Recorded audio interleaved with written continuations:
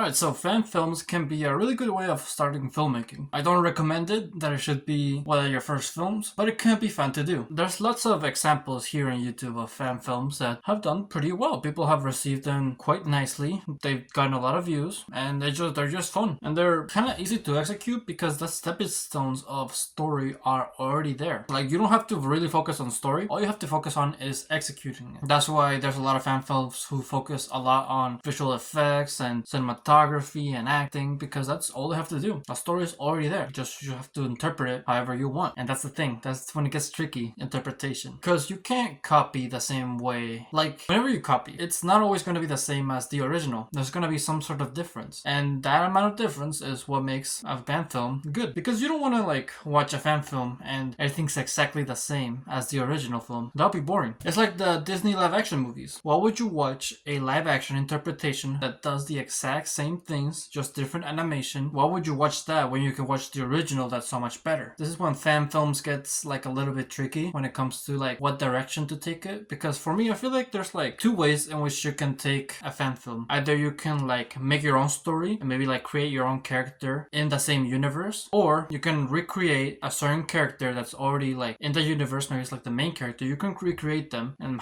make them have some sort of different arc. Maybe you could do like a prequel to like a certain film, or maybe like a sequel to a certain film, or maybe you could just make a film where you can fill in the blanks. For example, Five Nights at Freddy's. Five Nights at Freddy's is a video game where we don't really know much about the characters. That is if you haven't watched the movie, but if you played the games, you don't really have a sense of how Mike's personality is supposed to be. We don't really get that. Like, that's even if you played all the games, like, we don't really get his personality and stuff. So in a case like this, you can probably fill in the blanks and you can give him his own character arc. Even though we already know his character arc, you can still like make a new one based on the story. You could also do this with like certain characters who don't get like it's not spotlight yet, at least in film form. Batman Beyond is a good example. There hasn't been like a Batman Beyond film, and I've seen there's like a couple of fan films here on YouTube that focus on Batman Beyond. So like, I guess if you want to compare to like a video game, what's like a video game that hasn't gotten a film yet? An Outlast film. Sure, just like an idea.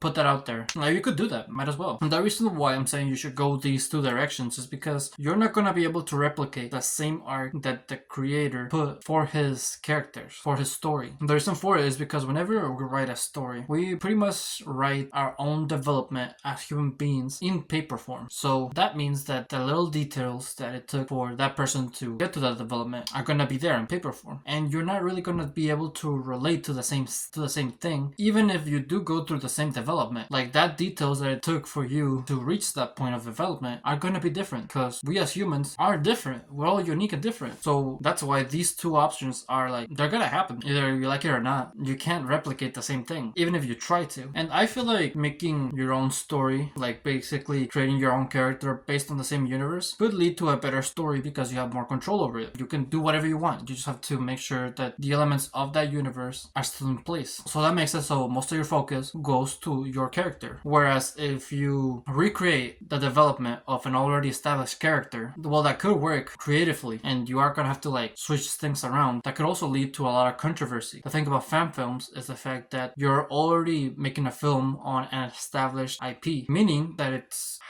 that the probability of it getting views is going to be higher. And with a lot of power comes great responsibility. There's going to be a lot of hate and a lot of people who do like. And I would say, you know, you can take this however you want. That's up to you. But people are going to probably get mad at the fact of your interpretation. Different people have interpretations of a certain character. And if you mess that up, if you mess with their opinion, they're going to get angry, leaving hate comments. And if you get hate comments, then, well, who knows? You might not be motivated to make a fan film again. But if your story goes off the rails and you start doing something completely different, like you start coming up with new ideas and things that you're gonna put into this world, then you might as well create like your own film, because it's so different from what it was from the original. Like, you're still limited when it comes to making fan films. You can't just say Earth exists in Star Wars. Like, you can't really do that, because like, if you're gonna do all that and you're gonna set the story around there, you might as well create your own story with sci-fi elements in it. Pretty much what I'm saying is that if you're gonna make a fan film, you might as well have like a clear focus as to what you want to do, and don't go off the rails making your own thing. You have to have some sort of focused story. And I am saying that before anything else, before you start making fan films, you should start getting experiences on your own, making your own films on your own.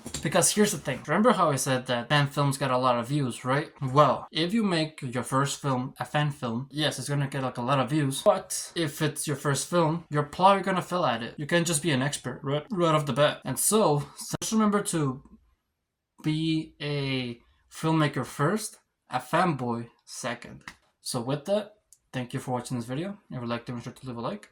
Subscribe if you're new or if you like my channel. And always remember to live your life like there's no tomorrow.